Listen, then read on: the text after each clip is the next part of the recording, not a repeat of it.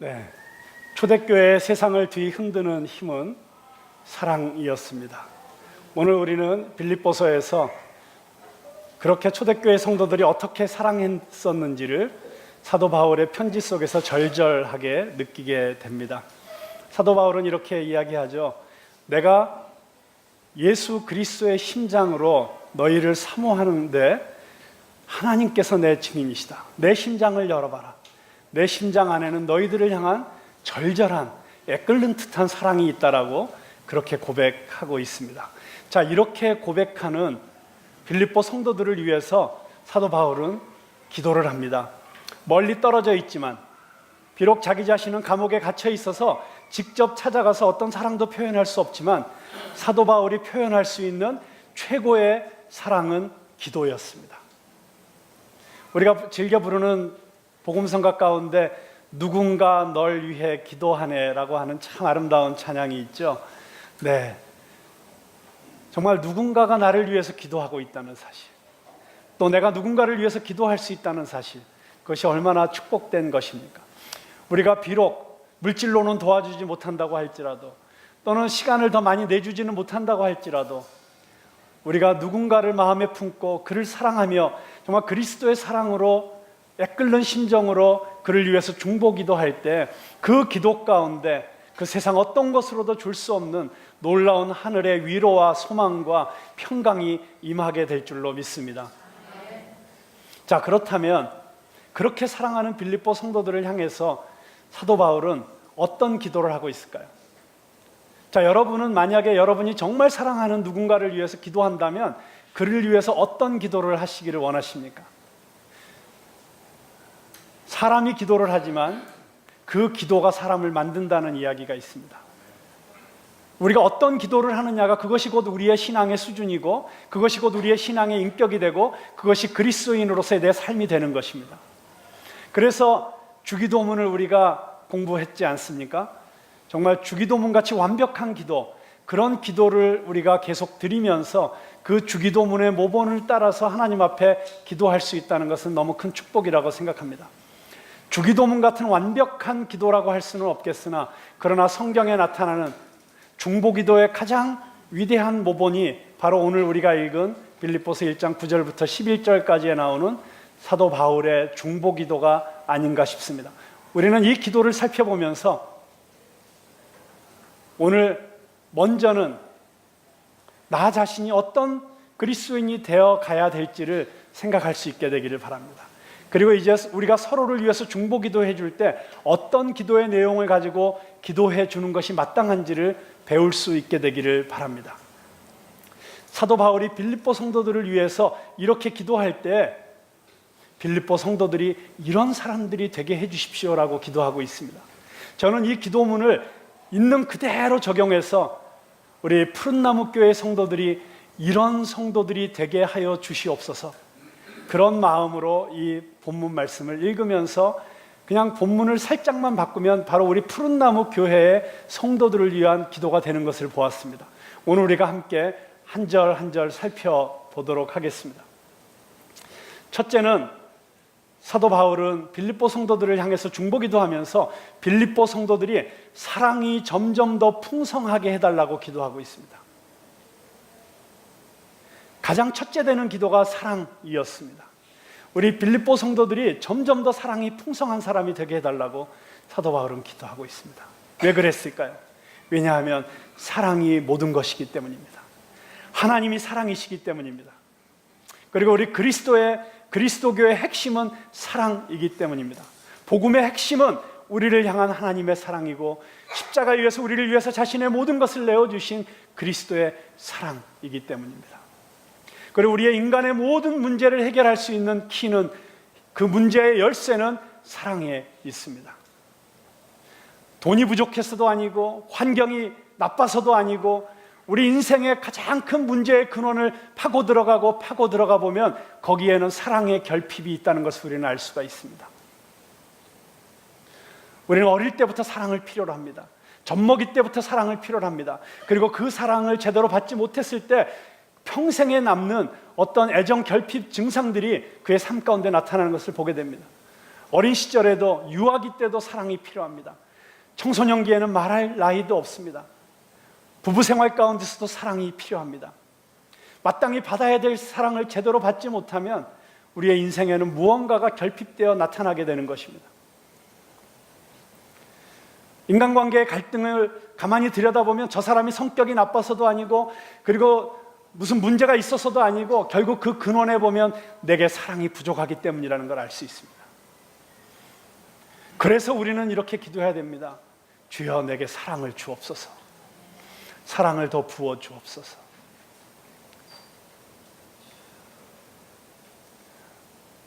부부간에도 그 온전한 사랑이 결핍되어지면 많은 드러나는 증상들이 나타나는 것을 보게 됩니다. 그럴 때마다 서로를 손가락질하면서 저 사람이 이러기 때문에 문제야, 저 사람이 저러기 때문에 문제야, 나는 도저히 이런 사람하고 살 수 없어, 이렇게 이야기하지만, 그러나 그 뿌리를 들어가 보면 결국 그 안에 사랑이 없는 것입니다. 우리가 잘 아는 다이아나 황태자비, 비운의 죽음을 맞이했던, 그리고 죽기 직전에 참 남편으로부터 사랑받지 못함으로써 방황하는 인생을 살았던 우리 시대의 비운의 아이콘과 같은 여인이었죠. 그런데 그 다이아나비가 죽고 나서 TV에서 하루 종일 다이아나에 대한 특집을 할 때 제가 BBC에서 다이아나 황태자비가 인터뷰를 한 것을 보게 되었습니다. 근데 그 인터뷰하면서 다이아나 황태자비가 이렇게 얘기하더라고요. 이 세상에서 가장 나쁜 질병은 The worst disease in this world is unloved. 사랑받지 못합니다. 가슴이 절절하게 와닿지 않습니까? 그 여인이 세상의 모든 부귀와 명예와 모든 것을 가지고 있었지만 그렇게 방황하는 인생을 살 수밖에 없었던 것은 마땅히 받아야 될 사랑을 받지 못했기 때문이었죠. 그래서 사도 바울은 기도하고 있습니다. 너희 사랑이 점점 더 풍성하게 되기를 위해서 기도한다고. 여러분 안에 사랑이 풍성하게 되기를 주님의 이름으로 축원합니다. 여러분에게 필요한 사랑이 넘쳐나게 되기를 축원합니다. 자, 그런데 그렇게 사랑이 넘쳐나게 되는, 사랑이 점점 더 풍성하게 되는 비결을 사도 바울은 이렇게 얘기하고 있습니다. 지식과 총명으로. 지식과 총명이 있어야 된다는 것입니다. 우리가 사랑이 더 풍성해지기 위해서는 지식이 있어야 되고 총명이 있어야 된다는 것입니다. 알아야 된다는 것입니다. 그래서 하나님과의 관계에서도 마찬가지입니다. 하나님과의 관계에서도 우리가 하나님의 사랑을 더 받기 위해서는, 내 안에 하나님의 사랑이 더 풍성하기 위해서는 우리 안에 올바른 하나님에 대한 지식이 필요합니다. 많은 성도들을 만나서 이야기를 하다 보면 하나님에 대해서 쓸데없는 두려움, 죄책감, 그런 것을 가지고 있는 성도들이 많이 있어요. 내가 이렇게 했기 때문에 하나님이 나 벌 주실 것 같아. 내가 이번 주일날 이렇게 잘못했기 때문에, 내가 예배 제대로 못 드렸기 때문에 하나님이 나를 혼내실 것 같아. 하나님이 나 미워하실 것 같아. 그런 생각 가운데서 나를 향한 하나님의 사랑을 온전히 누리지 못하고 그 두려움 가운데서 또는 그 사랑의 결핍 가운데서 살아가는 많은 성도들을 보게 됩니다. 우리가 하나님에 대해서 올바른 지식을 갖고 있게 된다면 우리는 그 사랑 안에서 자유하게 될 것입니다. 사랑이 자유케 한다고 했습니다. 우리는 하나님 안에서 온전한 은혜를 누리게 될 것입니다. 그래서 우리에게 하나님에 대한 지식이 필요합니다. 그래서 호세아 선지자는 우리에게 이렇게 간청하고 있지 않습니까? 오라, 우리가 여호와를 알자. 힘써 여호와를 알자. 우리 성도들의 삶에 있어서 가장 중요한 과제가 있다면 그것은 우리가 하나님을 아는 것입니다. 하나님을 힘써 아는 것입니다. 하나님이 어떠한 분이신지, 하나님이 지금 어떤 일을 행하시고 계시는지, 하나님이 나를 위해서 어떤 일을 행하셨는지, 지금도 살아계신 하나님께서는 이 세상을 경영하시면서 어떤 일을 하고 계시는지, 그 하나님의 성품은 어떠한지, 그것을 우리가 정확하게 알면 알수록 우리 안에 그 사랑이 풍성하게 될 것입니다. 우리 안에 하나님의 사랑이 풍성하게 거하기 위해서 우리가 하나님에 대한 올바른 지식을 가져야 된다면, 우리가 그 사랑을 누군가에게 나누어 주기 위해서도 우리는 지식이 필요합니다. 우리가 사랑해야 될 대상에 대한 올바른 지식이 필요하다는 것입니다. 때로 우리는 이 지식이 없기 때문에 이 올바른 이해가 없기 때문에 사랑한다고 하면서도 오히려 우리가 하는 말과 행동이 그 사람에게 아픔을 주고 상처가 줄 때가 얼마나 많이 있습니까? 나는 내 자녀를 위해서 한다고 했지만 그 자녀를 위해서 한마디 한 것이 그 아이의 가슴에 꽂혀서 평생 아픔이 되고 상처가 되는 경우가 얼마나 많이 있습니까? 우리가 정말 진정으로 풍성한 사랑을 우리의 자녀들에게 줄 수 있는 부모가 되기 위해서는 자녀들에 대한 올바른 지식이 필요합니다. 그 자녀가 어떤 성품을 갖고 있는지, 성향은 어떠한지, 어떤 말에 민감하게 반응하는지, 이 아이의 기질은 어떠한지, 이런 것들을 정확하게 알면 알수록 우리가 더 풍성한 사랑을 줄 수 있게 되는 것이죠. 부부간에도 마찬가지라고 생각합니다. 우리가 이 남자하고 결혼하면, 이 여자하고 결혼하면 평생 불행 끝, 행복 시작이라고 알고 결혼했지만 결혼해보니까 정말 그러시던가요? 오히려 그때부터 새로운 갈등과 문제가 시작되지 않았습니까? 결혼하기 전에는 전혀 상상도 하지 못했던 그런 어려움이 닥쳐오지는 않았습니까? 대개의 경우에 그 어려움이 어디서부터 오는 것입니까? 서로가 서로를 잘 알지 못하기 때문이죠. 그래서 한때 우리에게 아주 선풍적인 인기를 끌었던 책이 있지 않습니까? 화성에서 온 남자, 금성에서 온 여자. 서로 다른 별에서 왔다는 거예요, 남자와 여자는. 그래서 언어도 틀리고 문화도 틀리고 다 틀린 거예요. 이 틀린 것을 이해하고 깨닫기 전까지는 그 안에 진정한 소통이 있을 수 없고 진정한 사랑이 일어날 수가 없다는 것입니다. 그래서 알아야 되는 것이죠. 우리에게는 이렇게 지식이 필요한 것입니다. 근데 지식에서 끝나는 것이 아니고 총명이 있어야 됩니다. 총명이란 무엇입니까? 그것은 지혜입니다. 내가 알고 있는 지식, 내가 가지고 있는 이 지식을 가지고 그것을 가장 올바르게 사용할 수 있는 그런 지혜를 말하는 것입니다. 그래서 누군가에게 애정을 표현할 때도 가장 지혜롭게, 가장 그 사람이 받아들일 수 있는 언어로, 아픈 사람을 위로하러 갔어도 위로한다고 가가지고 한마디 띡 던졌는데 그 사람 가슴에 아주 가슴을 후벼 파고 오는 사람 또 얼마나 많이 있습니까? 정말 그 사람의 아픈 가슴을 위로하기 위해서는 어떤 말을 해야 되는지, 이런 것을 정확하게 분별해낼 수 있는 것이 바로 지혜라고 하는 것입니다. 이 지혜가 있기 전에는 우리의 사랑이 정말 풍성한 사랑, 올바른 사랑이 될 수가 없습니다. 그래서 사도 바울은 이렇게 기도하는 것입니다. 너희의 사랑이 지식과 총명으로 점점 더 풍성하게 되기를 내가 기도한다. 지식과 총명으로 풍성해진 사랑. 여러분, 사랑이 없는 지식은 창백합니다. 그리고 때로는 무서운 흉기가 될 수도 있습니다. 그러나 지식이 없는 사랑은 무기력합니다. 우리의 사랑이 진정으로 온전한 사랑이 되고 사람을 살리는 사랑이 되고 그리고 사람들을 회복시키는 사랑이 되고, 특별히 우리 교회 안에서 정말 우리 성도의 공동체가 일어나는 공동체가 되기 위해서는, 서로를 살리는 공동체가 되기 위해서는, 지친 영혼들을 회복시키는 공동체가 되기 위해서는 바로 이러한 사랑이 필요한 것입니다. 그래서 다시 한번 기도합니다. 우리 푸른나무 교회 성도들 안에 지식과 총명으로 사랑이 점점 더 풍성하게 되기를 기도합니다. 자기 자신을 위해서 한번 이렇게 기도해 보면 좋겠어요. 주님, 제가 지식과 총명으로 더 풍성한 사랑을 갖게 해주세요. 한번 그렇게 자기 가슴을 두드리면서 그렇게 한번 기도해 보세요. 주님, 제가 지식과 총명으로 점점 더 풍성한 사랑의 사람이 되게 해주십시오. 제가 사랑이 부족했습니다. 제 안에 사랑이 없습니다. 저에게 주님의 사랑을 부어 주시옵소서. 아멘. 자, 두 번째는요. 두 번째는 분별력입니다. 판단력. 지극히 선한 것을 분별할 줄 알게 해달라고 기도하고 있습니다. 여러분, 이 분별력, 이 판단력이 얼마나 중요한 것입니까? 얼마나 소중한 것입니까? 우리는 살아가면서 때로는 우리의 일생이 걸린 어떤 중요한 문제를 결정해야 될 뿐만 아니라 아주 사소한 것, 그냥 오늘 점심에 뭘 먹을까? 또는 콜라를 마실 때 다이어트 콕을 마실 것인가? 그냥 레귤러 콜라를 마실 것인가? 뭐 이런 사소한 결정에서부터 시작해서 이번 여름 휴가 때는 어디를 갈 것인가? 갈 것인가? 말 것인가? 또 다음 직장을 위해서는 내가 어떤 준비를 해야 될 것인가, 뭐 이런 많은 판단 속에서 우리는 살아가고 있습니다.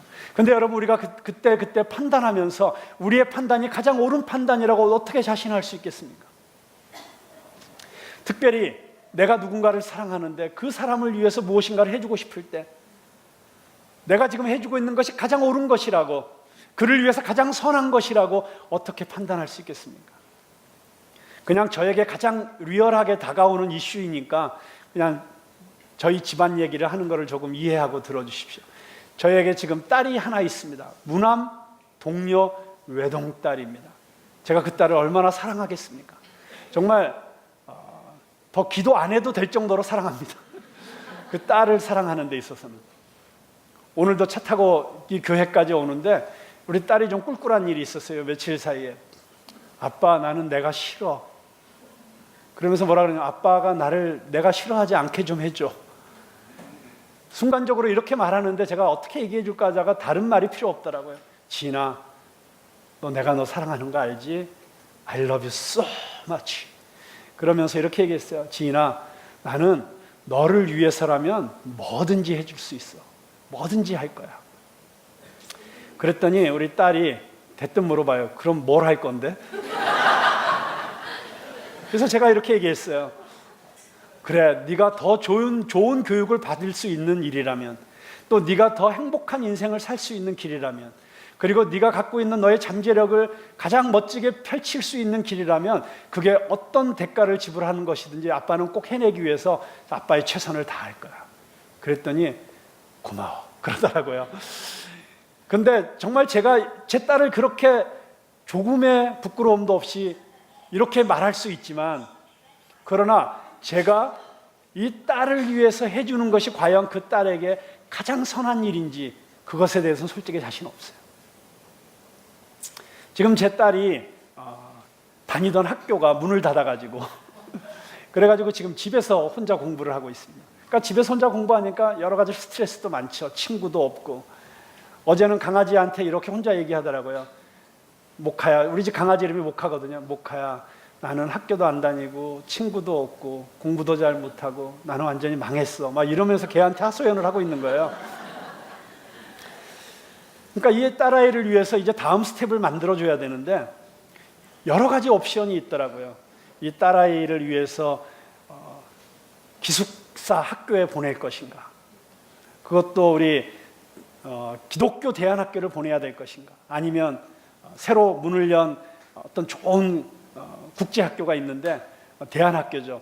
거기를 보낼 것인가, 아니면 과감하게 이 아이가 미술적 재능이 세계적인 화가가 될 수 있는 재능이 있다고 그렇게 많은 분들이 얘기를 해주시니까 지금부터 유학을 보낼 것인가, 뭐 많은 옵션이 있는데 다 장단점들이 있어요. 근데 그것 중에 어떤 것이 이 딸아이에게 가장 선한 것일까, 이 딸아이를 위해서 가장 좋은 길일까, 누가 알 수 있겠어요? 여러분도 여러분의 가정 가운데서 여러분의 가정을 위해서, 또는 자녀들을 위해서, 또는 배우자를 위해서, 또는 부모님을 위해서 어떤 결정을 할 때 그것이 가장 선한 결정이라고 어떻게 자신하고 이야기할 수 있겠어요? 우리에겐 그런 능력이 없습니다. 우리에게는 가장 선한 것을 분별할 수 있는 능력이 없습니다. 그래서 어떻게 해야 됩니까?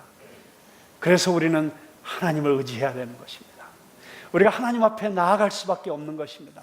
하나님은 어떤 분이십니까? 하나님은 설령 우리가 잘못된 선택을 하더라도, 우리가 실수하더라도 우리의 그 실수까지도 변화시켜서 가장 선한 것으로 만들어내시는 분이신 줄로 믿습니다. 로마서 8장 28절에 보면 우리가 가장 좋아하는 성경 말씀이 있지 않습니까? 우리가 알거니와 하나님을 사랑하는 자, 곧 그 뜻대로 부르심을 입은 자들에게는 모든 것이 합력하여 선을 이루느니라. 그런데 이 말씀을 원어 성경으로 더 정확하게 표현하면, 번역하면 이렇게 번역해야 맞습니다. 하나님께서는 하나님을 사랑하는 자, 곧 그 뜻대로 부르심을 입은 자들과 함께 모든 것 가운데서 가장 선한 것을 이루기 위하여 일하시느니라. 하나님이 일하시고 계신다는 것입니다. 그렇기 때문에 우리가 지극히 선한 것을 분별할 수 있는 그 분별력은 어디에서 나오는 것인가? 우리가 하나님 안에 있을 때, 하나님께서 주시는 그 영감으로 우리가 기도하면서 하나님의 음성을 들을 때, 그리고 하나님께서 이끄시는 그 손길에 이끌려 순종하며 나아갈 때, 그것이 우리에게 가장 선한 것인 줄로 믿습니다.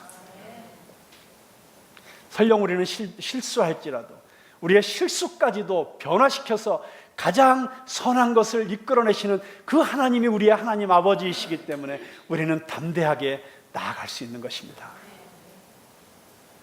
오늘도 우리는 아마 이 예배를 마치고 나가면서부터 바로 또 다른 선택, 또 다른 결정을 해야 될 것입니다. 그런 모든 선택의 순간마다, 결정의 순간마다 지극히 선한 것을 분별할 수 있는 분별력을 하나님께서 우리에게 허락해 주시기를 간절히 기도합니다. 자, 세 번째 사도 바울이 빌립보 성도들을 위해서 기도하는 것은 빌립보 성도들이 진실한 사람이 되게 해달라는 것입니다.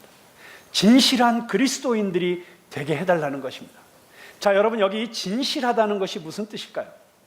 네? 진실하다는 것, 거짓이 없는 것, 맞습니까? 거짓말하지 않고 정직하고 다른 사람들을 속이지 않고 부끄러운 일을 행하지 않고, 그게 진실이라고 할 수 있죠. 그런데 이 진실하다는 것을, 그 어원을 살펴보면 참 깊은 의미가 있습니다.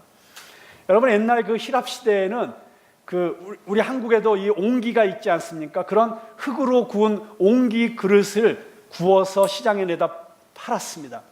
그런데 옹기라는 게 뜨거운 불에서 굽기 때문에 이 흙이 잘 무너지고 비틀어지고 벌어지고 하는 현상이 있습니다. 그래서 잘 구워진 옹기는 내다 팔지만 이렇게 좀 삐뚤어지거나 금이 가거나 깨어진 옹기들은 다 부셔버리고 그것을 다시 반죽을 해가지고 다시 구웠습니다.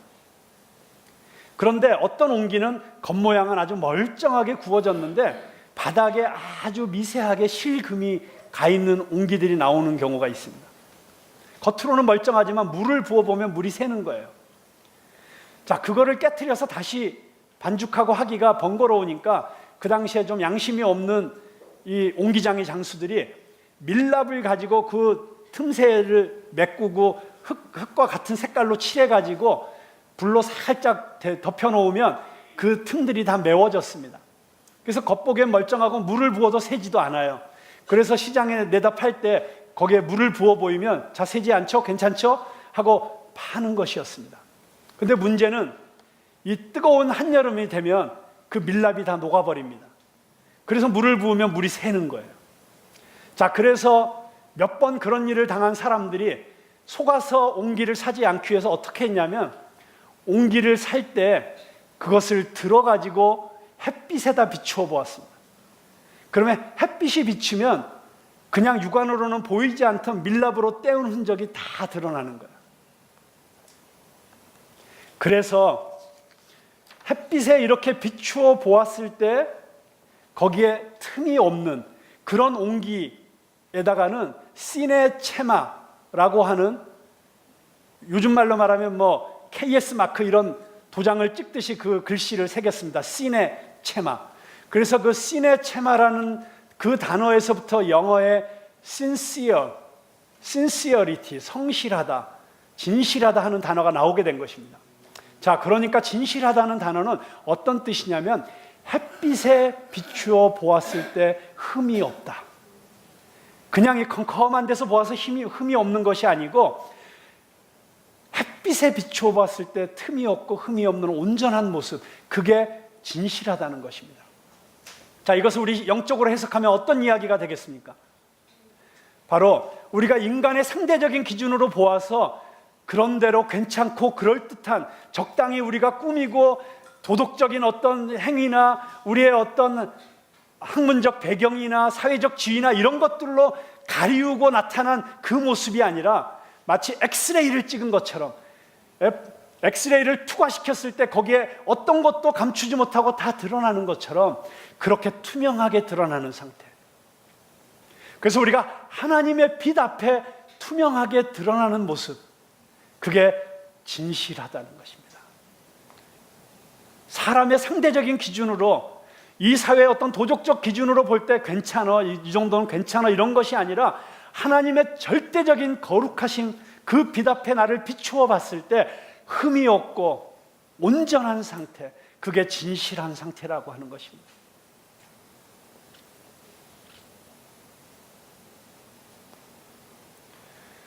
정말 우리는 이렇게 진실한 사람이 되기를 원합니다. 24시간 하나님이 나를 촬영하시고 계시다면 이걸 자기 카톡 대문의 아이디로 쓰는 사람이 있더라고요. 무서운 얘기죠. 24시간 하나님이 나를 지켜보고 계시다면 그 하나님 앞에서 사는 삶, 그 하나님의 시선을 의식하며 사는 삶, 그것을 종교개혁자들은 코람 데오라고 했습니다. 하나님 앞에서. 종교개혁자들은 정말 하나님 앞에서 어떤 종교적 의식이나 어떤 종교적 행위를 통해서 대충 적당히 가리고 사는 그런 종교 생활이 아니라 하나님 앞에서 사는 삶을 살기를 원했던 것입니다. 저와 여러분 모두가 하나님 앞에서 살아갈 수 있게 되기를 주님의 이름으로 축원합니다. 그런 진실함에 대한 간절한 소망이 있기를 바랍니다. 근데 문제는 우리가 그렇게 살 수 없다는 것입니다. 우리가 아무리 그렇게 살고 싶은 마음이 있어도 우리가 정말 하나님 앞에서 부끄러움 없이 마치 윤동주의 시처럼 하늘을 우러러 한 점 부끄러움이 없기를, 그렇게 내 마음에는 간절한 소망이 있지만 순간순간 내 머릿속에 찾아오는 불결한 생각들, 더러운 생각들, 욕심과 질투와 시기와 미움과 이런 것들을 생각하면 우리는 하나님 앞에서 결단코 진실해질 수 없는 사람들이라는 것이 우리의 존재적인 문제라는 것입니다. 자, 그렇다면 우리는 나는 안 돼라고 절망하고 끝나야 될까요? 아닙니다. 복음이 무엇입니까? 복음은 바로 그렇게 절대적인 절망 가운데 살아갈 수밖에 없는 우리들의 모든 죄와 허물을 십자가에서 다 용서하셨다는 것입니다. 그리고 우리를 의롭다고 인쳐주셨다고 하는 것입니다. 그래서 우리가 언제 진실할 수 있습니까? 내가 그리스도 안에 있을 때, 그리스도께서 나의 옷이 되어주시고 나의 모든 부끄러움을 가리게 해주실 때, 그때 우리는 진실한 사람이라고 인정받을 수 있게 되는 것입니다. 여러분, 그래서 신앙생활 하다 보면 참 좌절될 때가 있어요. 언제 가장 좌절되냐면 며칠 전에 회개한 기도를 오늘 또 해야 될 때, 계속해서 하나님 다시는 이런 죄를 짓지 않겠습니다, 다시는 이런 실수하지 않겠습니다 해놓고 며칠 지나지 않아서 또 똑같은 죄의 고백을 해야 될 때 우리는 좌절하죠. 난 안 되는구나, 나는 끝장이구나, 그러면서 하나님으로부터 멀어지게 됩니다. 아니요, 바로 그때가 당신이 가장 하나님이 필요한 때입니다. 난 안 되는구나 라고 생각할 때 그때가 당신이 가장 하나님과 가까이 있는 때라는 것을 믿으시기 바랍니다. 그렇게 깨어진 마음, 겸손한 마음을 가지고 하나님 앞에 나올 때 하나님께서는 그런 우리들을 안아주실 것이고 회복시켜 주실 것이고, 그리고 의롭다고 인쳐주실 것이고, 그리고 다시 시작하자고, 다시 하나님 앞에서 거룩한 삶을 살아보자고 결단할 수 있도록 우리에게 힘을 주시는 줄로 믿습니다. 자, 여러분, 그런데 진실하여 다음에 따라붙는 이야기가 있어요. 뭐예요? 우리 본문 말씀 좀 띄워주세요. 자, 진실하여 허물 없이 그리스도의 날까지 이루고. 자, 여기 허물 없이를 영어 성경으로 보면 blameless, 비난할 것이 없는, 흠잡을 것이 없는. 여러분, 근데 내가 아무리 혼자 진실해도, 나는 아무리 깨끗하게 살려고 해도 이 세상이 나로 하여금 어쩔 수 없이 흠도 있게 만들고 때도 타게 만들고, 그리고 오물을 뒤집어 쓰게 만드는 것이 이 세상 아닙니까? 나는 나름대로 정직하게 살려고 애썼는데, 나는 나름대로 하나님 앞에서 진실하게 살려고 몸부림쳤다고 했는데, 그러나 어쩔 수 없이 내 삶에 이런저런 허물이 생기는 거예요. 피할 수가 없습니다. 이제 거의 끝나갑니다만 이 정부의 이 새 내각의 후보자들 청문회를 보면서 그런 생각을 했습니다. 어느 정권이 들어서도 장관 후보자들을 내세웠을 때 그들이 문제가 되는 거는 다 비슷해요. 너무 똑같지 않습니까? 부동산 투기, 위장 전입, 그리고 뭐였죠? 병역 문제, 뭐 뻔하죠. 제가 보니까 참 나름대로 열심히 사셨던 분들이 있어요. 그리고 이 사회를 위해서, 이 나라를 위해서 무언가 기여하겠다고 열심히 사셨던 분들이 있어요. 그런데 지나간 세월의 어떤 이 사회의 도덕적 기준이라든가 풍토라든가 이런 것들이 어쩔 수 없이 그냥 자기도 모르게 그런 일들에 개입이 되거나 하게 만들었던 그런 안타까운 사연들도 많이 있는 것을 보게 됩니다. 자, 그러니까 인간의 기준이라는 것이 얼마나 상대적인 것입니까? 20년 전, 30년 전만 해도 아무 문제가 안 되던 것들이 지금의 기준으로 보면 다 문제가 되잖아요. 자, 그런데 지금의 기준으로 볼 땐 또 괜찮다고 하는 것들이 앞으로 또 5년 후, 10년 후 우리 사회가, 우리나라가 더 발전하고 난 다음에는 여전히 괜찮을까요? 아마 그때 되면 또 다른 문제들이 막 터져 나올 거라고 생각합니다. 허물이 없을 수가 없습니다. 살면서 정말 이 세상에서 살아가고 있기 때문에 우리 삶에 부끄러운 과거가 생기지 않을 수가 없습니다. 그래서 사도 바울은 기도하는 것입니다. 너희들이 진실하되 정말 하나님께서 지켜주셔서, 하나님께서 너희들을 지켜주셔서 허물 없이 그리스도의 날까지, 그리스도의 날이라는 언제예요? 이 세상이 끝나는 날이잖아요.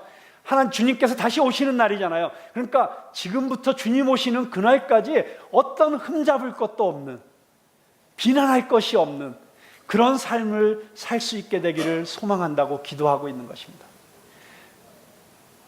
저와 여러분이 사도 바울이 기도한 것처럼 그렇게 진실한 사람들이 되고, 나 혼자 진실하다고 끝나는 것이 아니라 정말 하나님께서 지켜주시고 보호하여 주셔서 이런저런 실수로부터, 이런저런 이 문제로부터 보호하여 주셔서 허물 없이 그리스도의 날까지 이룰 수 있게 되기를 간절히 축원합니다. 자, 마지막으로 11절에 보면, 자, 지금까지 세 가지 말씀드렸죠. 첫째는 사랑이 풍성하게 해주십시오. 두 번째는 지극히 선한 것을 분별할 수 있게 해주십시오. 세 번째는 진실하게 하여 주십시오 라고 세 가지를 기도했습니다. 마지막 네 번째 기도는 무엇입니까? 마지막 네 번째 기도는 예수 그리스도로 말미암아 의의 열매가 가득하여, 의의 열매가 가득하게 해달라고 기도하고 있습니다. 왜 의의 열매가 가득해야 되느냐? 그것이 하나님의 영광과 찬송이 되기 때문입니다. 저와 여러분의 삶에 의의 열매가 가득해서 우리 삶에 나타나는 그 열매를 보면서 믿지 않는 사람들이, 또는 우리 믿음 안에서의 동료들이, 와우, 저 사람을 보니까 정말 하나님 살아계시구나, 저 사람을 보니까 하나님 정말 위대하시구나, 이렇게 하나님께 영광과 찬송이 되게 되는 삶이 되시기를 간절히 축원합니다. 여러분, 그런데 여기서 의의 열매라고 하면 우리가 순간적으로 착각할 수가 있어요. 그것은 무엇이냐면, 그래, 이제부터 내가 의롭게 살아야지, 내가 깨끗하게 살아야지, 정직하게 살아야지. 물론 좋은 것입니다. 그러나 아까도 말씀드렸죠. 우리는 본질적으로 우리 스스로의 힘으로는 절대로 의의 열매를 맺을 수가 없는 존재들입니다. 로마서에서 분명하게 얘기하고 있지 않습니까? 이 세상에 의인은 없나니 하나도 없도다. 칼빈은 우리 인간은 우상 공장이라 그랬어요. 내 안에 우상을 만들어내는 공장이 들어있다는 거예요. 그래서 언제든지 하나님 아닌 다른 것을 숭배하고, 그것을 찾고, 그것을 추구하고, 그것에 목숨을 걸고, 그것에 내 인생을 거는 그런 어리석은 죄악된 길로 달려가고 있는 것이 인생이라고 하는 것입니다. 내 안에 있는 저 죄로 인해서 깨어진 하나님의 형상 때문에 온전하지 못한 우리의 인격과 우리의 성품은, 그리고 깨어진 우리의 양심은 우리로 하여금 온전한 의의 열매를 맺을 수 없도록 하는 것입니다. 정직하게 이야기해 보시죠. 정말 우리가 하나님께서 우리에게 분부하신 모든 계명들을 철저하게 다 지키고 있습니까? 정말 제대로 지키고 있습니까? 제가 종종 예를 드는 이야기이지만 마틴 루터, 종교개혁을 일으킨 마틴 루터 같은 경우에는 수도원에서 살면서 하루에 3시간씩 고해 성사를 했다는 거예요. 수도사로 살면서. 아니, 어떻게 수도원에 살면서 하루에 3시간씩 고백할 죄를 지을 수가 있어요? 수도원에서 죄 지을 게 뭐가 있어요 도대체? 그런데도 하루에 3시간씩을 매일 고해를 하니까 수도원에 그 주임 신부님들이 모여가지고 저게 정신병자냐, 아니면 지금 노동시간을 땡땡이 치려고 고해성사 시간을 저렇게 늘려가지고 지금 장난치고 있는 거냐, 이렇게 이야기했지만 정말 마틴 루터의 고해를 직접 들은 그 신부는 마틴 루터가 얼마나 그 영혼의 고뇌 가운데 있었는지를 너무나도 잘 알고 있었다는 것입니다. 여러분, 우리가 아는 마틴 루터는 탁월한 법학자였어요. 원래 수도원에 들어가기 전에 법률가였어요. 그는 법에 대해서 아주 철저한 이해를 갖고 있던 사람입니다. 그러니까 구약 성경에 나타난 하나님의 그 율법들을 있는 그대로 받아들이고 그것을 내가 있는 그대로 살아내지 못하는 것이 너무나도 괴로웠던 거예요. 가장 큰 계명이 무엇입니까? 주 너의 하나님을 내 마음과 뜻과 정성을 다하여 사랑하라. 마틴 루터는 자기가 정말 온전히 자기의 마음과 뜻과 정성을 다하여 하나님을 사랑하지 못했던 그 순간들을 견딜 수 없는 거예요. 그리고 이것이 가장 큰 계명인데 이 가장 큰 계명을 지키지 못하였으니 나는 가장 큰 죄인이다. 그러면서 괴로워하는 거예요. 내 이웃을 내 몸과 같이 사랑하라. 이것이 크고 둘째가 하는 계명이다. 나는 내 이웃을 내 몸과 같이 사랑해 본 적이 없다. 그렇게 사랑할 수 없다. 그래서 또 괴로운 거예요. 자, 이렇게 하나님의 율법을 엄격하게 이해하니까 너무 그 죄책감을 견딜 수가 없는 거예요. 그렇게 괴로워하던 마틴 루터가 로마서 1장 17절을 보면서 어느 날 자유함을 얻습니다. 그런즉 의인은 믿음으로 말미암아 살리라. 그렇구나. 이 의는 바로 예수 그리스도의 의구나. 그 예수 그리스도가 나를 의롭다고 인정해 주시는 의로구나. 칭의, justification. 그것을 깨달은 순간 그는 자유함을 얻습니다. 그렇습니다. 우리가 정말 하나님의 그 거룩하신 빛 앞에 서면 우리가 얼마나 부끄럽고 얼마나 허물이 많고 얼마나 주님 앞에 설 수 없는 그런 존재들입니까? 그러나 그런 우리들을 위해서 주님께서 십자가에서 자신의 생명을 내어주셨고 그리고 우리의 모든 죄를 다, 우리의 모든 허물을 다 가리워 주셨습니다. 그래서 우리가 할 일은 뭐냐면 이제 믿음으로 그 십자가에 연합하는 것입니다. 믿음으로 십자가에 연합하면 어떤 일이 일어납니까? 그런즉 이제는 내가 사는 것이 아니요 그 죄 많고 허물 많고 부끄러움이 많았던 나는 십자가에서 죽었습니다. 그럼 이제는 누가 사는 것입니까? 내 안에 그리스도께서 사시는 것이라. 그래서 우리가 의의 열매를 맺을 수 있는 방법은 딱 하나입니다. 바로 예수 그리스도 안에 거하는 것입니다. 우리 요한복음 15장을 보시겠습니다. 요한복음 15장 1절부터 5절 말씀 한번 같이 읽어보겠습니다. 시작. 나는 참 포도나무요 내 아버지는 농부라. 무릇 내게 붙어있어 열매를 맺지 아니하는 가지는 아버지께서 그것을 제거해 버리시고 무릇 열매를 맺는 가지는 더 열매를 맺게 하려 하여 그것을 깨끗하게 하시느니라. 너희는 내가 일러준 말로 이미 깨끗하여 졌으니 내 안에 거하라. 나도 너희 안에 거하리라. 가지가 포도나무에 붙어있지 아니하면 스스로 열매를 맺을 수 없음같이 너희도 내 안에 있지 아니하면 그러하리라. 나는 포도나무요 너희는 가지라. 그가 내 안에 내가 그 안에 거하면 사람이 열매를 많이 맺나니 나를 떠나서는 너희가 아무것도 할 수 없음이라. 여러분 분명히 주님께서 말씀하셨습니다. 나를 떠나서는 너희가 아무것도 할 수 없습니다. 우리가 열매 맺는 삶은 우리가 예수 그리스도 안에 있을 때, 그분 안에 거할 때, 그분이 내 안에 거할 때, 마치 가지가 포도나무에 붙어 있는 것처럼 달라붙어 있을 때, 접붙임 받았을 때, 그때 저절로 열매를 맺는 것입니다. 그래서 사도 바울이 여기서 이야기하고 있는 너희로 의의 열매가 가득하여 하나님께 영광과 찬송이 되게 하시기를 구하노라 라고 하는 이 기도가 이루어지기 위해서는 우리가 주님 안에 거해야 됩니다. 주님께 나아가야 됩니다. 주님과 동행해야 됩니다. 내 안에 주님이 사셔야 합니다. 그래서 우리에게 주님과 만나는 시간이 너무나도 소중한 것입니다. 요즘은 이런 이야기를 하잖아요. 24시간 예수를 바라보기. 아예 24시간을 예수님만 바라보고 사는 삶을 살고 싶다고, 그것을 한번 살아보겠다고 애쓰시는 분들이 있잖아요. 정말 우리의 삶이 24시간 주님 안에 있게 되기를 축원합니다.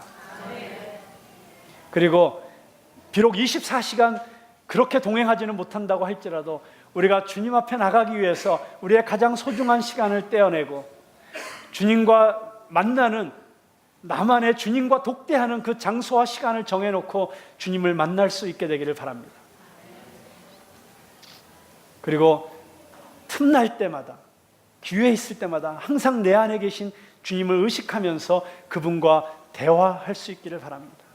그렇게 주님과 동행하며 주님이 내 안에 살아계실 때 우리의 삶에는 내 능력으로서가 아니라, 내 선함으로서가 아니라, 나의 어떤 도덕적 의지에 의해서가 아니라 그리스도께서 살아계심으로 말미암아 자연스럽게 흘러나오는 그리스도의 의의 열매, 예수님 닮은 성품, 예수님 닮은 인격, 예수님 닮은 행위가 내 안에서 저절로 우러나와서 나를 보는 사람들마다 하나님께 영광을 돌리게 될 것입니다. 여러분, 지난 한 주간 동안 세상에서 살면서 얼마나 바쁘셨습니까?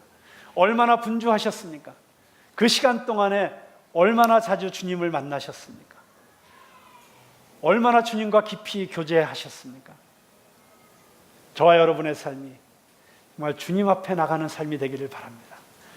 우리 그런 마음으로 우리 찬송을 한 장 같이 불렀으면 좋겠어요. 너 예수께 조용히 나가. 우리 주님께서 이 시간 우리 모두를 초청하고 계신다고 믿습니다. 나에게로 오라. 너희 수고하고 무거운 짐진 자들아, 다 내게로 오라. 이 세상에 지치고 곤비한 영혼들아, 다 내게로 오라. 너무 마음이 힘들고 어려워서 저 이제 그만하고 싶어요, 저 더 이상 못 가겠어요, 낙심하고 절망하고 싶은 마음을 가진 자들도 다 내게로 오라. 내 힘으로는 어쩔 수가 없어요, 저는 할 수 없습니다. 그렇게 철저한 자기 절망을 경험하고 있는 자들을 향해서 주님께서는 말씀하십니다. 내가 온 것은 의인을 부르러 온 것이 아니라 잃어버린 양 한 마리를 찾기 위해서 왔노라. 주님, 제가 주님 앞에 나옵니다. 우리 한번 같이 찬양을 같이 부르겠습니다.